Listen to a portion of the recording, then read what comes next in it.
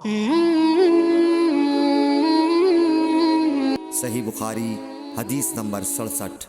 رسول اللہ صلی اللہ علیہ وسلم اپنے اونٹ پر بیٹھے ہوئے تھے اور ایک شخص نے اس کی نکیل تھام رکھی تھی۔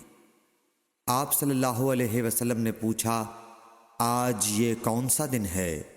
ہم خاموش رہے حتیٰ کہ ہم سمجھے کہ آج کے دن کا آپ کوئی دوسرا نام اس کے نام کے علاوہ تجویز فرمائیں گے۔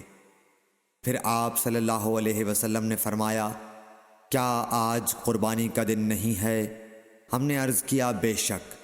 اس کے بعد آپ صلی اللہ علیہ وسلم نے فرمایا، یہ کون سا مہینہ ہے؟ ہم اس پر بھی خاموش رہے اور یہی سمجھے کہ اس مہینے کا بھی آپ اس کے نام کے علاوہ کوئی دوسرا نام تجویز فرمائیں گے۔ پھر آپ صلی اللہ علیہ وسلم نے فرمایا، کیا یہ ذو الحجہ کا مہینہ نہیں ہے؟ ہم نے عرض کیا، بے شک۔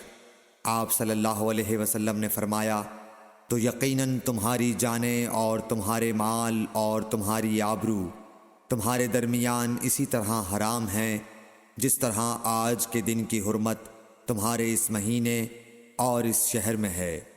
پس جو شخص حاضر ہے اسے چاہیے کہ غائب کو یہ بات پہنچا دے، کیونکہ ایسا ممکن ہے کہ جو شخص یہاں موجود ہے وہ ایسے شخص کو یہ خبر پہنچائے جو اس سے زیادہ یاد رکھنے والا ہو۔